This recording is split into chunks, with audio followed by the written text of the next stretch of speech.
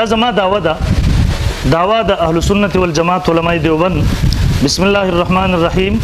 مسله د سماع الاموات عند القبور د عهد د صحابه کرامو نه تر اوسه پورې اختلافي را روانه ده.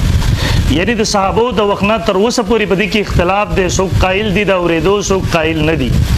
دویم نمبر البته زمونږ په نس عند القبور د سماع یعنی اورېدو قول راجح دی. زمونږ په نس په تقریبا موږ دلایل پیش کوو بغیر د بل فریق د تکفیر، تفسیق او تذلیل ده. الحمدلله وکفا وسلام علی عباده الذین اصطفى. اما بعد فاعوذ بالله من الشیطان الرجیم. بسم الله الرحمن الرحیم. ان تسمعوا الا من يؤمن بآياتنا فهم مسلمون. اللهم صل على محمد عبدك ورسولك وصل على المؤمنين والمؤمنات والمسلمين والمسلمات. مانه مخ کې دواړه طرف نه صدرانو زبردست خبري وکي. الله دې مونږ او تاسو دواړو ته باغې باندې د عمل کولو توفیق راکړي او د ماحول دی الله دې وکي چې تر اخره پورې دغه سنجیده وچلی. دا سلوک ښه.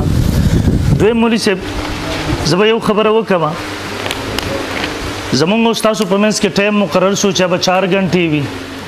دویم نمبر مولوی صاحب زمونږ او تاسو په منځ کې موضوع چې کومه ده هغه سماع الاموات مړی اورېدو نه اورېدو والا خبره عند القبور، قبر ته نږدې لري نه. دا مسله شرکی ده که شرکی نه ده؟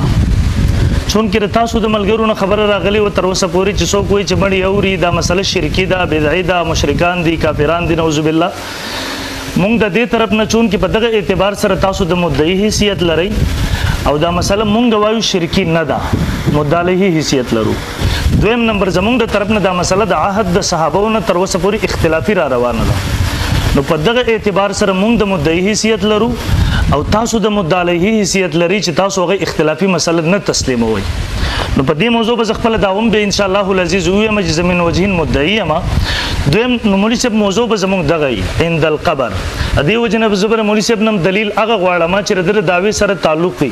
باقي کې د میت لفظ وي او دا ور سره ذکر وی چې څوک وي مړی اوري دا مشرک دی یا د مړو د اوریدو دا مسله شرکی دا کفری دا. هغه آیاتونه چې هغه د دعوی سره تعلق نه وي، هغه احادیث چې د دعوی سره تعلق نه وي، هغه پیش کول به صرف د وخت ضیاوي خانه پوری بوي. نو ثواب به ملاوي کې مولوی صاحب خو باغی باندې به داوا نه ثابتي یو هم بخپل باندې هغه ګوري فیصله وکړي به ان شاء الله. دریم نمبر مولوی صاحب چون کې اصول تاسو ملي دي مونږ ملي درې عالم دي، عالم دنیا، عالم برزخ، عالم آخرت. عالم دنیا د مردګېډ نه انسان دنیا ته راغی د مرګ پورې دیتا عالم دنیا ویل شي. انسان باندې مرګ راغی د دې وخت نه والا د قیامت د سبا پورې ومن ورائهم برزخ الى يوم يبعثون دغه وخت ویل کېږي عالم برزخ. دریم نمبر د قیامت د سبا نه چې کوم نه ختمېدونکې زمانه شروع کېږي دې ته ویل کېږي عالم آخرت. مولوی صاحب درې عالم دي، د یو عالم حالات په بل باندې قیاس کول جایز نه دي. اصول کې تاسو ویل دي مونږ هم ویل دي ان شاء الله قیاسونه بنن نه کوو، په نصوص سره خبره ثابتو. بل مولوی صاحب دغه مخ کې ان شاء الله العزت تاسو تخپل دا وایم که تاسو مطالبه کول زه به در کوم ان شاء الله العزیز. دا زما دعوه ده، دعوه د اهل سنت والجماعت علماء دیوبند. بسم الله الرحمن الرحیم. مسله د سماع الاموات عند القبور د عهد د صحابه کرامو نه تر اوسه پورې اختلافي را روانه ده. یعنی د صحابو د وخت نه تر اوسه پورې په دې کې اختلاف دی، څوک قائل دي د اورېدو، څوک قائل نه دي.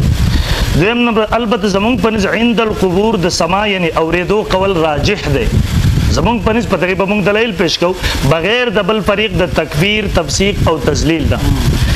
دلته مولوی صاحب دویمه ده او د پنځپریانو حضرات دې مسلې ته یعنی عند القبور سماعت شرکی ویلو او قائلینو د سماع الموتى عند القبور باندې د شرک او کفر فتوا لګولو سره د جمهور صحابه کرام رضی الله عنهم اجمعین او جمهور امت تکفیر لازمیږي.